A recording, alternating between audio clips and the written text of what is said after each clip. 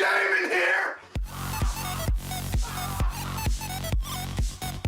What's going on, guys? It's your Rifle here. And in this video I'm going to be showing you guys the fastest methods to completing strikes.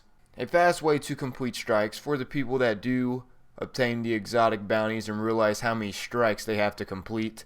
Well, this is a fast method to knock out the strikes that you complete. First method is completing the weekly heroic strike.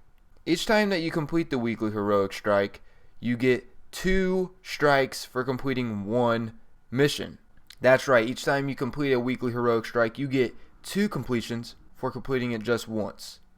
Another fast way to complete strike missions, you're going to need to know which one you can run through the fastest. And that is, in my opinion, on the moon. I have tested the strike mission on Earth, and you have to complete 3 waves of monsters to get past those lasers. And then once you get past those lasers, you end up fighting the fallen walker.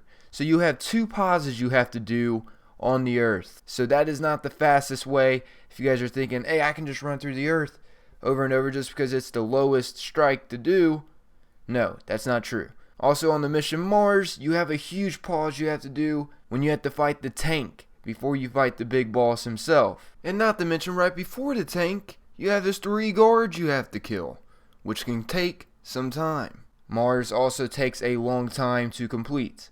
And as for Nexus, this is the closest one to also being the fastest, believe it or not, because you only have to stop one time. You have to kill 3 servitors, and that's the only time you have to stop while fighting your way to Nexus. This is the only place you will have to stop. The rest of the way, you can just skip past until you get to Nexus, which the strike for Nexus is on Venus. It's very similar to the moon because they're both in the beginning where you have to stop at. For the moon, there's a door that the ghost is trying to open, and you have to take on 3 waves, and after the 3 waves, the door will open.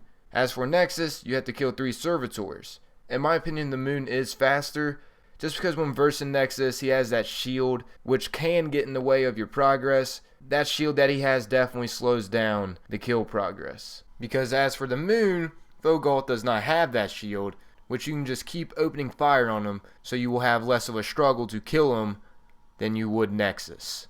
This is a study that I quickly did, and I have figured out that the moon is the fastest strike to complete. So this will be very handy, especially for you guys that have exotic bounties. This will hopefully be extremely helpful for you guys. So to sum this up, the moon is the fastest strike that you can do just because you have 1 stop, which you have to defeat 3 waves of enemies to open the door. And once you do that, which is at the very beginning, you can just skip past everything all the way until Fogalth. And Fogalth, you are able to open fire on him immediately. No pauses and no waits. And he's not that crazy to kill, especially if you're just playing on the easiest strike difficulty.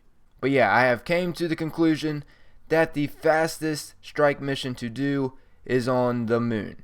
Hey, you guys can keep going with the way that you want to go. I'm just throwing out my opinion, and I hope it helps you guys out. My completion time for beating the moon was normally around 8 minutes to 9 minutes. Hey, some of you guys would probably get it faster if you got you a nice solid team, or hey, some of you might get it faster just by going in solo. I tried to go in solo, got paired up with 2 decent players, and I ended up roughly being at around 8 minutes to 9 minutes once again. So hopefully this helps knock out your exotic bounties, because I know they can be a pain to take care of. They take a lot of time to complete. I know and I understand. That's why I'm throwing out this video for you guys. Hopefully it helps you complete those exotic bounties faster, or for whatever other reason that you're wanting to complete the strike missions for.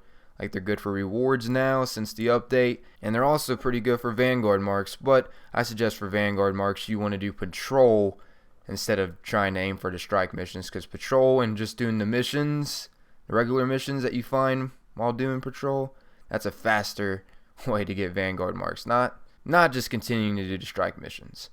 But that's off topic. To sum it up, I hope this video ends up helping you guys out some way.